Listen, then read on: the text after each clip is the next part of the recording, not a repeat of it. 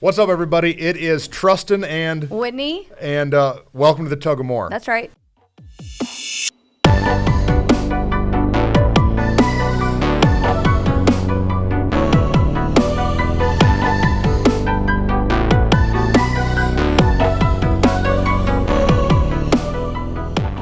We're so glad that you're here hanging out with us. I think this is episode 4. Yeah. So we're gaining some momentum. We're getting it. We're figuring it out. We see you guys. Thank you for engaging and commenting and sharing. I think the more people we have engaging with us, the first more motivating it is to keep creating content. Right. The more fun it is. Yeah, the more fun that it is. And we really want to be creating content that's valuable. Right. And for helpful. Everybody who's watching and listening, whatever platform you're listening on. We were just talking about kind of a big one. Kind of a serious one. Kind of like serious. A game changer for us kind of thing. Yeah. Yeah. The idea of vulnerability. Yeah. Part of the tug, I think, that we've experienced as leaders is what we feel called to versus like what we've seen done. God. And so like for you and I, we've grown up in the same type of AG church. And like, I didn't see a lot of vulnerability from stage. Oh. I didn't see a lot of vulnerability from like leadership in my life. Like it was like maybe hard times, but not struggle. Yeah. It felt like everybody was bulletproof. Yeah.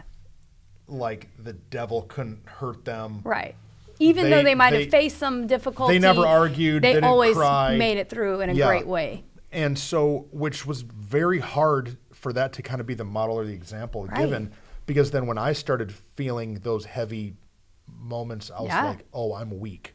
Or like when I walked through it in our early years of marriage, when we walked through hard seasons, I thought either like, what is wrong with us? Or like we were massive failures. Yeah. And that like clearly we couldn't measure up to what I thought God called us to because nobody struggles like this. Right. So we felt called to more. Yep. But the only models we had seen of people doing things were close to perfect people. Yeah. Superheroes. And so there's this gap between who they are and who we know we are. Right. We're looking at their highlight reel and looking at our blooper films. Right. And we're going, like, man, there's no way God can use me to even do anything. Yeah. But then as you mature and get older and all the skeletons start popping out of people's closets, you realize, oh, y'all weren't perfect. Yeah. Oh, wait.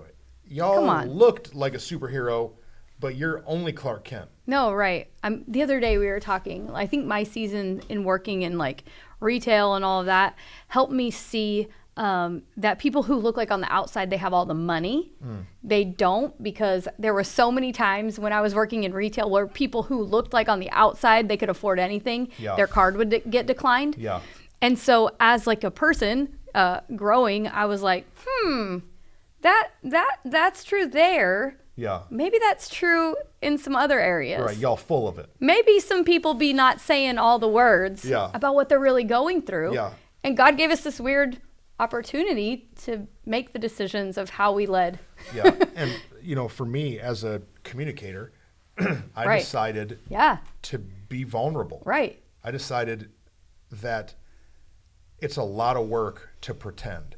My dad, growing up, he had a quote like printed out and taped on the inside of our like cupboard door for the cups. Right.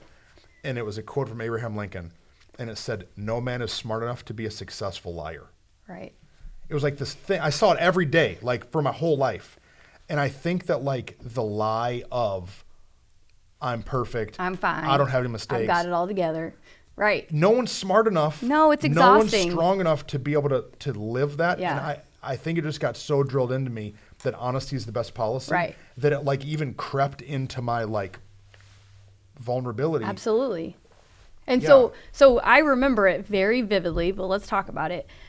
We have this opportunity as leaders now to make the decisions of how we are leading in this house. Yeah. And you as a communicator already feel led to be that way in communication. So let's talk about the first like real decision of like, we're going to be a vulnerable church. We're going to be vulnerable pastors. Like for us now in the House of Living Church, it's just culture DNA. Yeah. But we had to make a decision and we had to do it. Let's talk about the first time. Do you remember? Maybe not. I remember the first like big conversation about asking our house to be a vulnerable house. The Easter that we did, the whole series, Death to Life, we made a decision to put people's stories out there. Now, I will say, prior to that, we were already vulnerable people. The and reason so, I stumble so you're on the right. question, You question me, and now I'm like, oh, I backtrack. No, but it was that moment was when we decided that's not just who we're going to be. That's who this house is going to be. Right. Yeah. It's not just going to be pastor up there talking about how he screws up. We're going to make this a safe place to not be okay, but also because of that, not stay there. Yeah. Yeah. So that series that we did, we got a couple people to film kind of testimony videos, and it was a struggle. But they weren't just like testimonies; they were their death to life testimonies. So like I was a drug addict, right? To then I went to rehab, right? To we had an affair, to now we're healed in our marriage, right? And it was heavy. It was hard. And so we set it up for a while that I was telling stories about me, right? My failures. I remember one is that I had went through a season, I mean, this is now a long time ago, that I went through a season where lying had crept into my life. And when you lie, you're unable to be accountable. Right. If you're a liar, no one can hold you accountable. And so like 10 years before, so I called a bunch of my friends together and I told them this whole like, hey guys, I've started lying. Here's what it is. I told my wife, I'm no longer going to speak dishonestly. I'm going to speak with truth.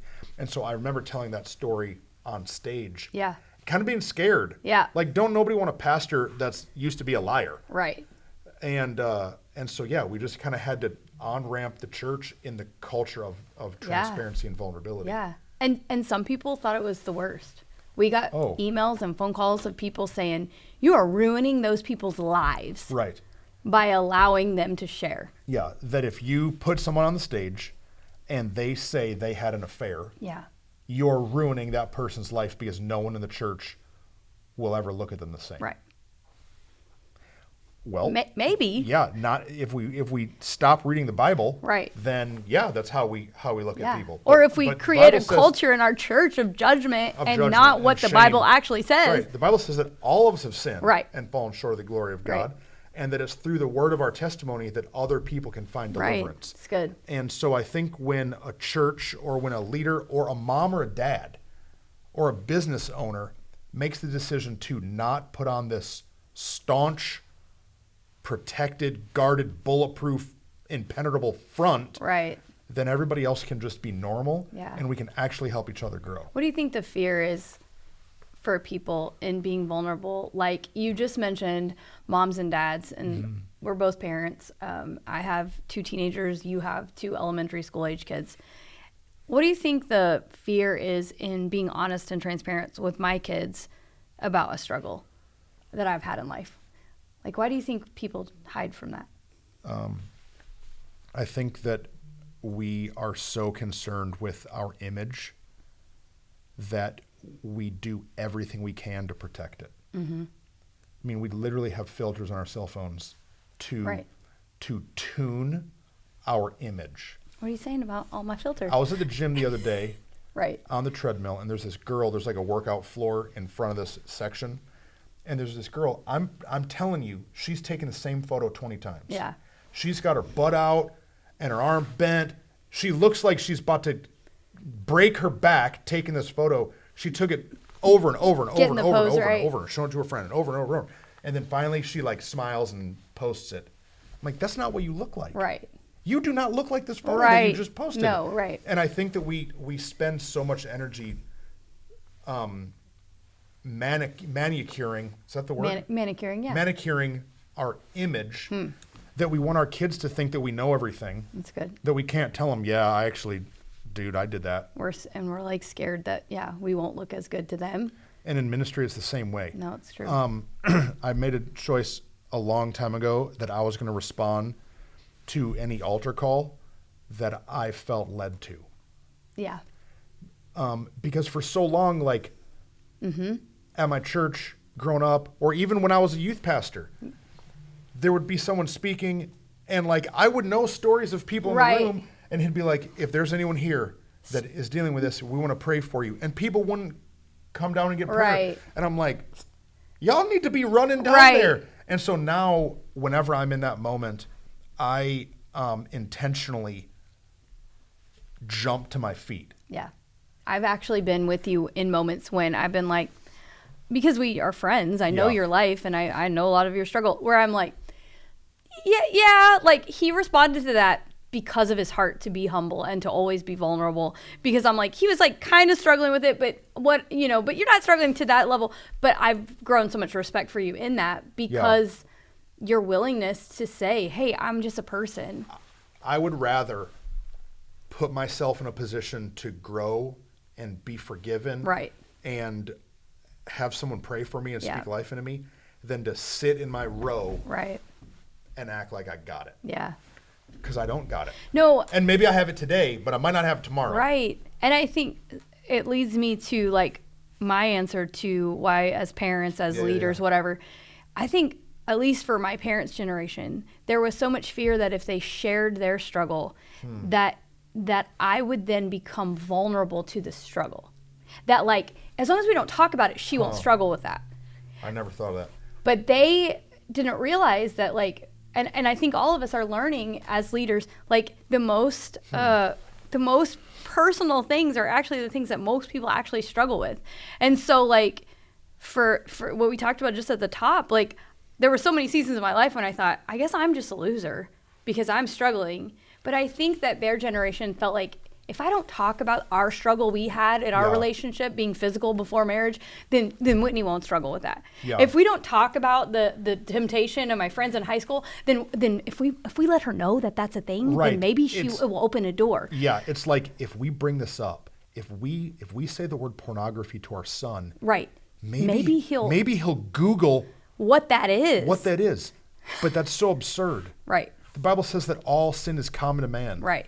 The devil's using the same tricks Right. on everybody. Yeah. And so, like, if we have experience navigating something, Right. we should share that experience so the other person doesn't have to fall victim to the attack. And I think that so often can also be what the reason why church leaders and business leaders and people aren't willing to be vulnerable in their struggle, is because they're like, man, if I planted a church and I'm struggling and they're planting a church, I sure wouldn't want them to know that it might be financially hard. Yeah. I sure wouldn't want them to know that my marriage might come under fire, because I don't want to speak that over them so they're aware of it. Rather than understanding the vulnerability helps us unite, helps the isolation go away. So as you're talking about your altar call, I'm like, yes, there's this fear probably that if we step out into it, then they might come into the recognition of this temptation. No, we're all struggling with That's things. silly. It's silly. Everybody knows. Everybody's dealing with the same type of thing. No, it's true. And I think that vulnerability for me in my life, in my marriage, in my friendships has shifted everything. My ability to be vulnerable to Aaron and say like, hey, here's this thing I want to talk about, or hey, here's this struggle, has helped me. Being vulnerable with my friends to say like, hey, we're struggling with this, or hey, we've walked through this, has shifted things. And so why wouldn't we as leaders do that too? We've talked about it in a message here at Living Church, but Rachel and I, a couple messages, because we're vulnerable. Right. Rachel and I walked through a really hard season just 2 years ago. And like, it was ugly. Yeah. And it was hard. A lot of stuff from her past with her dad started coming out of her. Stuff that she thought she healed from grew ahead again, and it started attacking us. And like, we had a moment where like, dude, this is not good. And so we could have just covered it all up, but instead we literally called Aaron and Whitney and said like, hey, can you guys come over right now? Like right this second. Like, we're in a fight right now. Yeah. And we need some other eyes to help us navigate this thing. And it was the defining moment of Rachel and I's breakthrough. Yeah. No, you're right. Vulnerability was the defining moment of our breakthrough. Yeah. We knew all the counseling terms. Right. We had prayed all the prayers. We had read all the books. But there's something about like, come and see my mess. Yeah. Like, come and see my mess. Yeah. That somebody else can help you. And like deal with taking the lid off of the thing you tried to perfectly package, Right. I think, Yeah. is like it loses the power, the Loses control power. that the enemy has over the circumstance. Because like you said, you already had all the tools, you already had all the answers, but it was like, what is happening? And I think, man, for us, we've walked through seasons of grief, seasons of Yeah. pain and heartache. I remember the moment I walked up to y'all, for my story, like my parents got divorced 7, almost 8 years ago.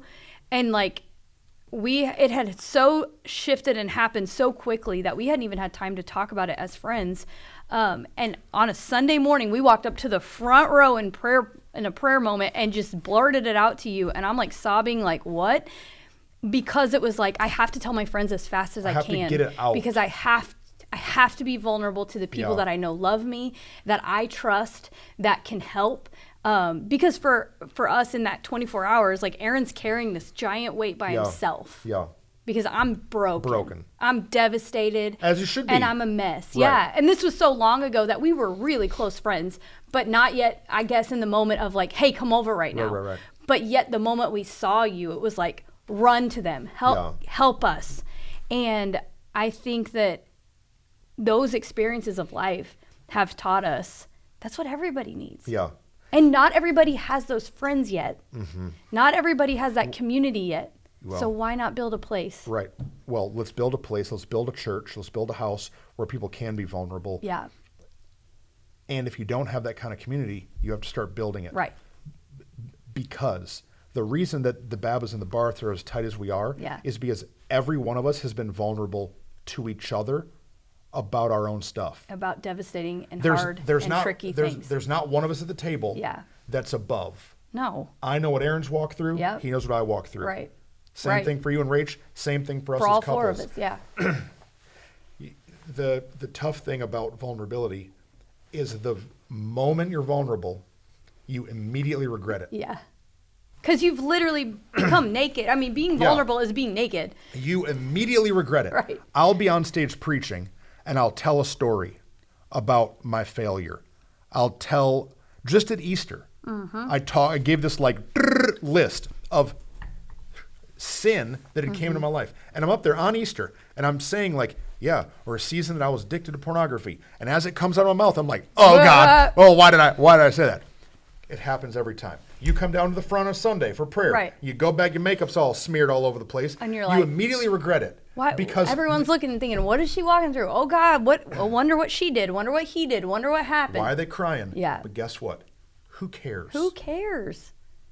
Who cares? Right. What they think. Calling you and Aaron to come over in Rachel and I's ugly moment is the thing that brought us victory. Right. Me being able to get a group of accountability guys in my Yeah. life is the thing that brought me victory. Yeah. I would much rather be ugly for this long Right. than hide it for this long and then have a massive epic failure Right. and lose my family, Yeah. lose my kids, lose my ministry. Right. Because it's way uglier. Way uglier. You would much rather have someone admit it than get caught. Right. No. And the fact is, if anybody's judging you when you reveal your mess, then one, they're lying to you and themselves, because Oh, we yeah, all let's got talk about something that's real. Let's talk about And that. so, like, I've had people who have used my vulnerability against me, Mm-hmm. who've taken it back and tried to punch me in the face with it. I'm like, wait a minute. Yeah. Because, I mean, Jesus said, Yeah. like, he who has no sin, he who has no struggle, Yeah. like, hello. Yeah. It's coming your direction. Yeah. I remember years ago, I went up to a guy as a prayer partner, and I said, hey, man, I got to talk to you about something. I said, I started working out again. I'm at this new gym. There's girls everywhere kind of dressed Yeah. scantily. And I was like, I'm really, like, can you just pray for me? I want to, like, I had been doing really good in my thought life. I just want you to pray for me because I Yeah. feel this thing creeping back Right. in. And he looks at me and he goes, yeah, I'll pray with you, but man, it's not really something that I struggle with. I'm like, what? You're like my age. Right. What really? Stone cold. Like, the dude's acting like he's never struggled with this. Pew, whip. 5 years later, caught in multiple affairs. Right. Fired from his ministry job. Right. Liar. Not being honest with himself. Not being honest with himself. Or anyone Not being else. honest with me. What he Right. should have done is you just said, hey, I'm going to pray for you, but actually, I'm really dealing with this too. Yeah. Can you and I become accountability partners? Right. Because if he would have been vulnerable Vulnerable, to right. somebody who is already being vulnerable, then him and I could do what the Bible says, and iron sharpens iron as one man sharpens each other. Yeah. And maybe he wouldn't have had this issue Right. in his life. No, because life without vulnerability, eventually it cracks.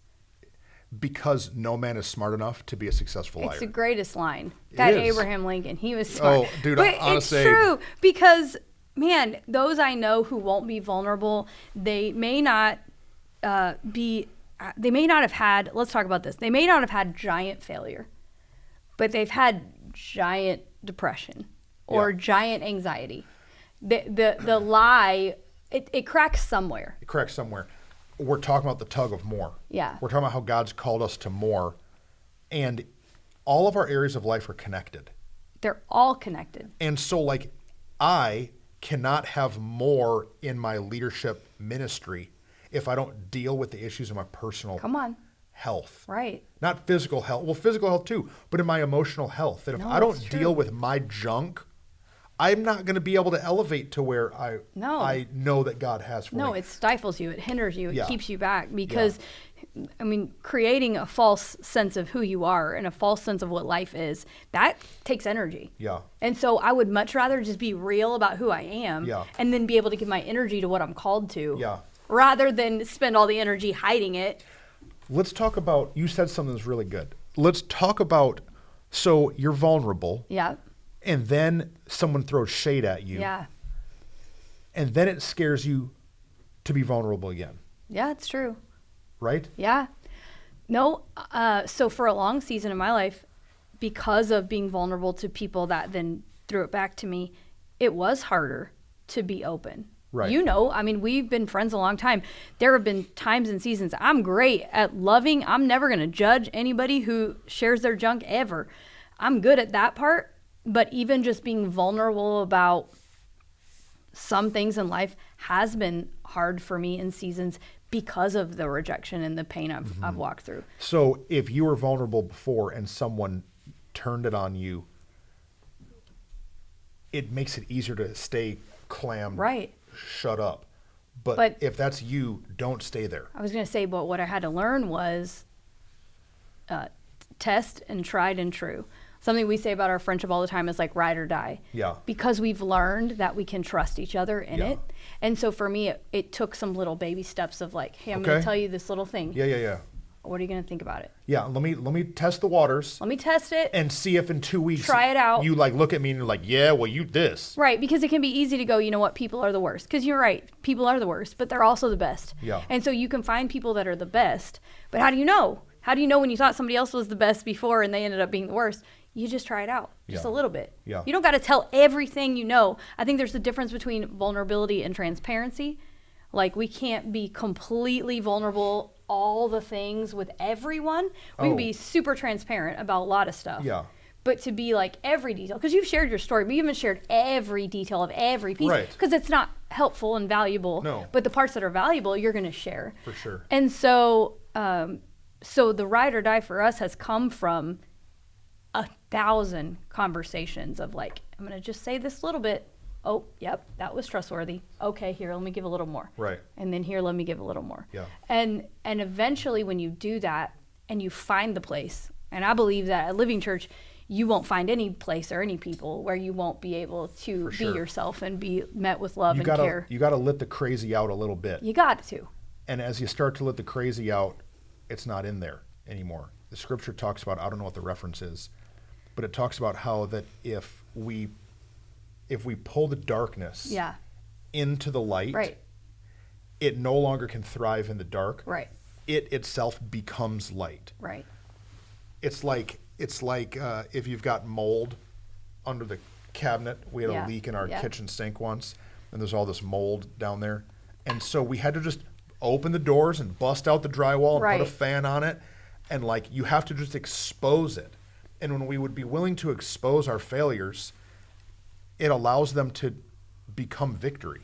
Yeah. No, I think that's how we find freedom. That's how we step into more. Yeah. And so, like, if you're a parent, be vulnerable with your kids. For us, we found that the more we talk to our kids, the more we talk to our kids.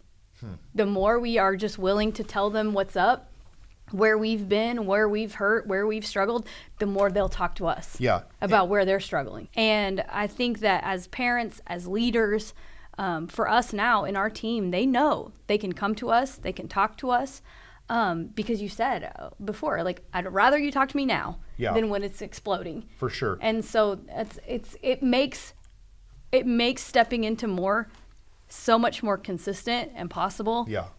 Because we're telling it as it goes and as it is. Yeah, I've told our team I would much rather know that you crashed the church van than find out you crashed the church van. Yeah. We had a guy, he jacked up one of our trailers. Right. And he didn't tell me. Yeah. I'm like, bro, I wouldn't be mad. Right. If accidents happen. Right. Things happen. Life happens. But if you hide it, right. now we have a trust issue. Yeah. And so if we can just trust those that are around us, man, it makes it a lot easier. Yeah, I think that's the biggest piece, is being vulnerable, while not easy, is always better than hiding it. So there's like these two different types of vulnerability. There's the personal vulnerability, and then for us, there's the stage vulnerability. And they're things that you have to navigate. Right. You have to learn, how much do I say to who? Right. No, absolutely. You have to, within wisdom, I mean, for you mentioned your Easter message, like, we talked through it. For sure. And said, okay, which parts do we tell? Well, let's not say this detail, because that's a rabbit trail, and they're going to be like, wait, what? What does that even mean? I don't even know that story. But let's tell some universal personal things that we've struggled with that people can really understand. And then in the one-on-one, I can share my whole story. Yeah. Because being vulnerable on stage, that's not the whole message, unless it's a testimony message. It's an illustration. But it's an illustration. Yeah. But instead, in personal moments, that's where we can really dig in. And so it's a practice, and it's a tug. It's a fight. Yeah. But it's worth fighting for. Yeah. God, it's really good. It's super good. I wish that more leaders would just be open and honest. Yeah. And would just be vulnerable. And it's not only in like their massive failures, but it's also in the I don't know. No, right. Because if you're unwilling to admit you don't know, then you're unable to learn. It's really true. You can't learn unless you admit I don't know. And so we're getting ready to do a conference here at Living Church where there's a bunch of pastors that are coming that are all trying to break through like a growth barrier in their church. And I'm really excited, but I'm also kind of nervous because I know what's going to happen. I know that half the room is going to come and they're going to ask questions. Right. But I also know that the other half of the room is going to sit there and act like they already know everything. Right. And I'm like, if you would just ask the question that you need, if you would just open up and admit what's going on, man, you could really grow. No, it's a huge piece of how we've found success, is being willing to humble ourselves and say, hey, we don't know. And like, they wouldn't be coming to it if they had broken the barrier that we've already broken. Right. So hopefully our hope is, even on this podcast, that we would bring other leaders who are willing to be vulnerable onto this and talk about it. Right. That we could talk about some struggles as leaders. If you're a leader and you have a struggle that you'd love to talk about, we'd love to talk with you, because I think the more we can do that, the more as leaders we can be vulnerable. That's the culture we hope to shift. Yeah. I've tried to get my weight under control we'll have to do a whole podcast on like my journey and that. No, yeah. But like, I've tried really hard and I hadn't been able to do it by myself. Yeah. Until I built a team and put it in their hands. Yeah. Yeah. Literally, I went to the gym this morning and Sean is the dude that I work out with. Yeah. And he's in charge. Yeah. I do the workout he says, I do the weight he says. I'm not in charge. Right. I've got a guy who does like my health, vitamins and all the things. And I'm like, okay, I'll take vitamin D. Okay, I'll take some magnesium. Right. Whatever you say, I'm just going to swallow the pill. And can I tell you, I couldn't do it for a decade with all the things, eat the bars and drink the shake and go to the gym and buy the machines and you name it, I've tried it. Right. But until I got vulnerable and admitted to some people, I don't know how to do this. I'm epically failing. You're in charge. I didn't have any success. No, it's good. It's good. The tug of war requires vulnerability. Yeah. It's a really good episode. Yeah. And I think that as we continue in this season of like learning how to grow and step into more, we're going to keep being vulnerable here. That's kind of what this whole thing is about. It is. Can I issue a challenge? Do it. So if you're watching and as we're talking, there's a thing in your life or in your heart that you're like, I need to tell somebody about this. Yeah. Do it. Right.